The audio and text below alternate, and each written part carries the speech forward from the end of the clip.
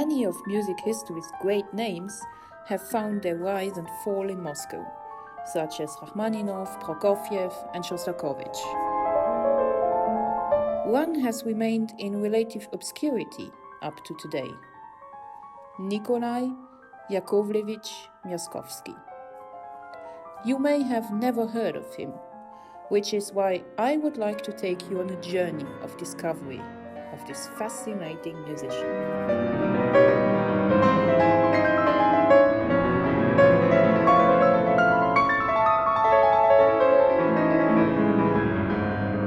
As a young, shy military engineer from St. Petersburg, Miaskovsky saw a performance of the Rimsky-Korsakov opera Cachet the Immortal at the Solodovnikov Theatre in late 1902. It was likely in those hours, spent in the audiences of Moscow opera houses, during which Miaskovsky's plan to devote his life fully to music began to form. But it was not until after the end of World War I that he was able to ditch his uniform and dedicate himself fully to music.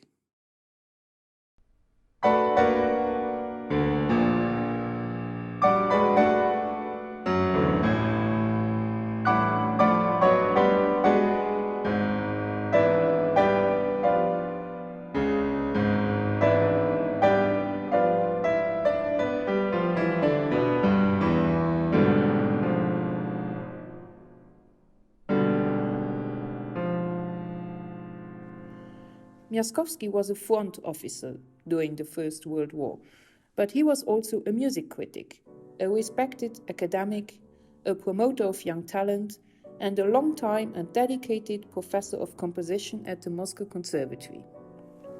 From his teachers Lyadov, Rimsky-Korsakov, and Weyer, he learned precision in his practice of contrapunctual and harmonic exercises.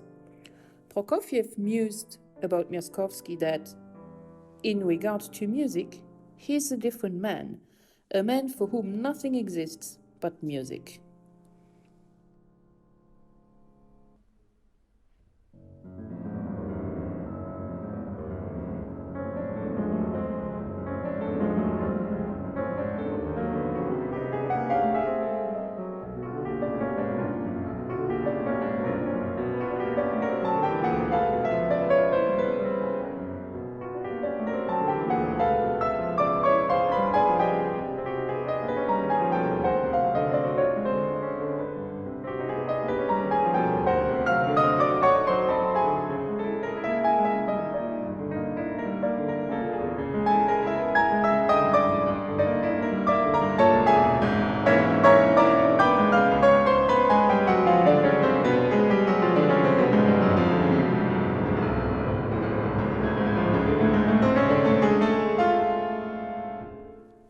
Miaskovsky soon became an important reference point of Moscow's music scene.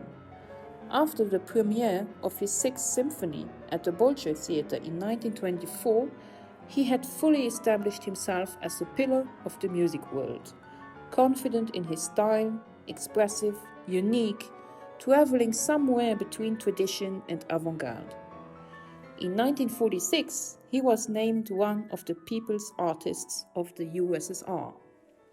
He was also honored with the Order of Lenin and 5 Stalin Prizes, more than any other musician of his time.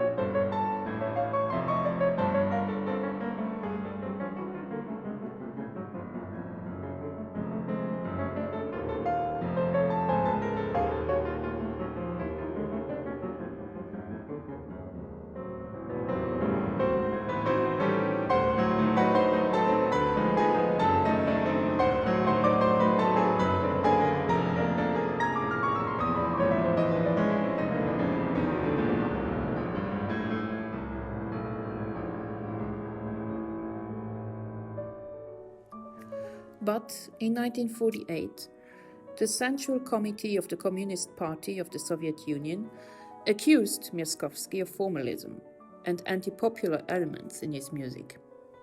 His colleagues Prokofiev, Khachaturian, and Shostakovich experienced the same blame. But unlike the others, Miaskovsky did not bend down, and he showed no false remorse. Instead, he simply remained silent. Could this be the reason why there is no sculpture of him in Moscow, but only his grave, which is next to those of Taneyev and Skryamin?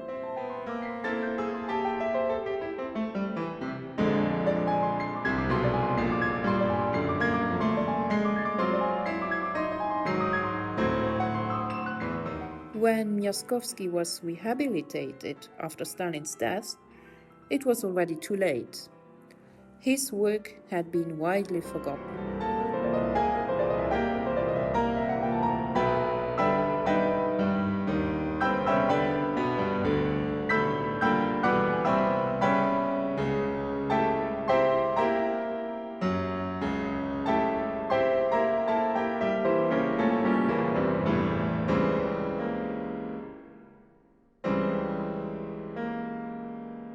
I absolutely like about this music that it's so colorful and that it reflects all the human characteristics of human personality.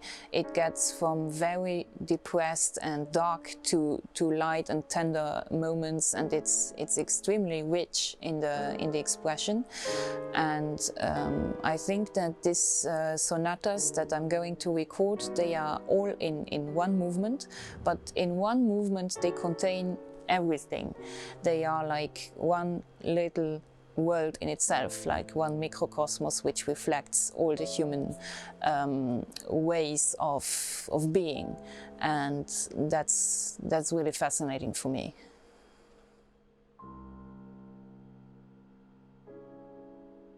Despite the fact that Miaskovsky's music wasn't known as much as it should have been at the time of his death, especially beyond the borders of Russia, his music did have a big impact on further generations of composers.